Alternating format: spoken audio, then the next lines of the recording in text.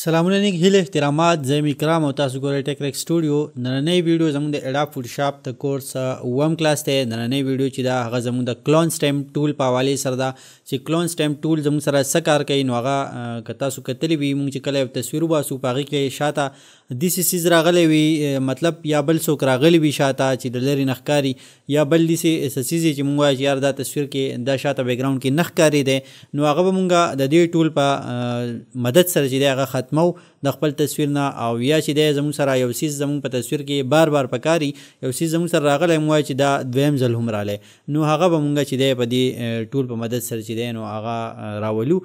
نو دا به موږ ګورو په نننۍ ویډیو کې. راځئ سکرین طرف ته ځو او ګورو چې دا به موږ څنګه استعمالو.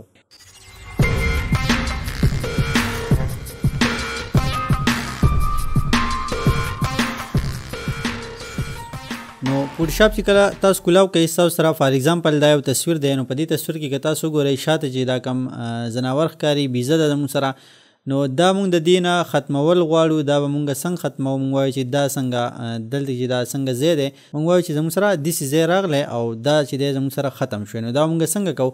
نو تاسو به راشئ دلته کې کلون سټیم ټول زموږ سره یو ټول دی، که تاسو ګورئ نو ایس د هغې شارټکټ دی چې تاسو ایس باندې کلیک کوئ دا به ستاسو سره سلیکټ شي. دا هم د برش ټول په مدد سره کار کوي. نو برش ټول چې دی هغه تاسو کتلی او چې د هغې موږ سایز څنګه سیوا کولی شو، هارډنس څنګه سیوا کولی شو، مختلف برشز څنګه سلیکټ کولی شو. دا زموږ سره د کلون سټیم چې دی هغه هم د برش په مدد سره کار کوي، د برش په ټایپ استعمالیږي. نو که تاسو ګورئ دا ځای چې دی موږ وایو چې دا تی ختم شوی او په دې ځای کې داسې ځای راغلی.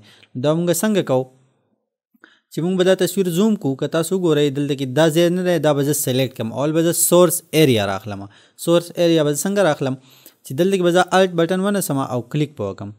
نو دلته کې که تاسو برش چې دی نو هغه تاسو هارډ کوئ، نو په برش کې چې تاسو هارډ کوئ او بالکل په صفایۍ سره مطلب تاسو سره بالکل هغه ځای چې دی داسې ښکاري چې هغه به بلر هم نه ښکاري.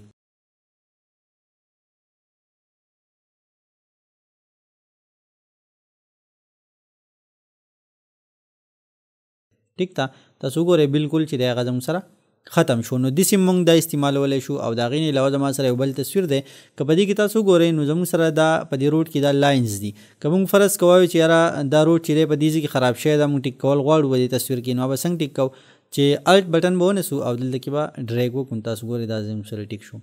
که فرض کړئ موږ دا لاینز ورانول غواړو هم موږ ورانولی شو. څنګه؟ د دې خواوشا ایریا چې دی د الټ بټن کلیک پریس ونیسئ او تاسو یو کلیک وکړئ لیفټ کلیک، نو دا ځای ستاسو سره سورس سلیکټ شو.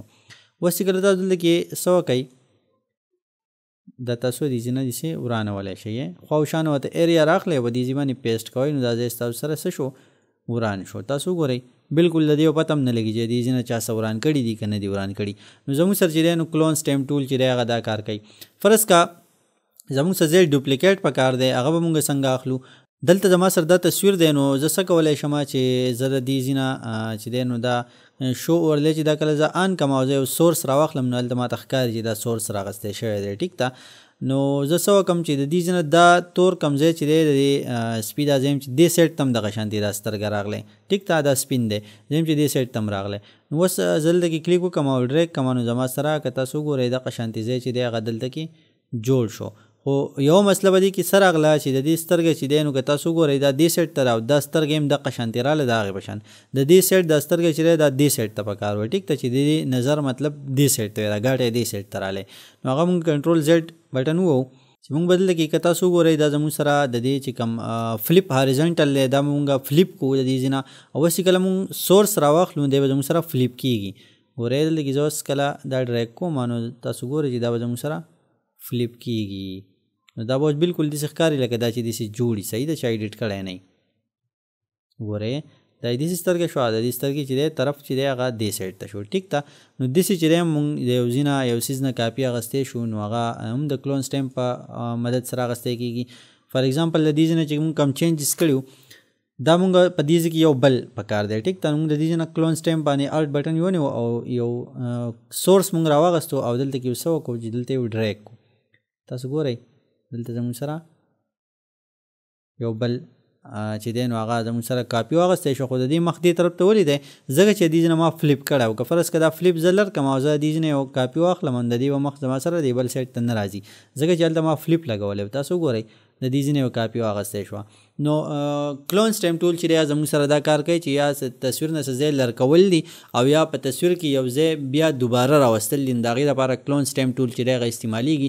نننۍ ویډیو د هغې په حوالې سره وه. که فرض که تاسو د دې نه مخکې ویډیوز نه کتلي هغه وګورئ نو دا ټولز چې دي دا تاسو بیا په اسانۍ سره زده کولی شئ ځکه چې هغه بالکل دا بیسیک ویډیوز دي نو هغه چې تاسو وګورئ دې ویډیو له بیا راشئ نو دا به تاسو ښه په اسانۍ په دې باندې پوهیږئ او زموږ د یوټیوب چینل چې دی هغه سبسکرایب کړئ تاسو به نوي ویډیوز چې دی هغه په اسانۍ سره ملاویږي او ویډیو لایک کړئ او د خپل ملګرو سره هم شیر کړئ. تھینک یو.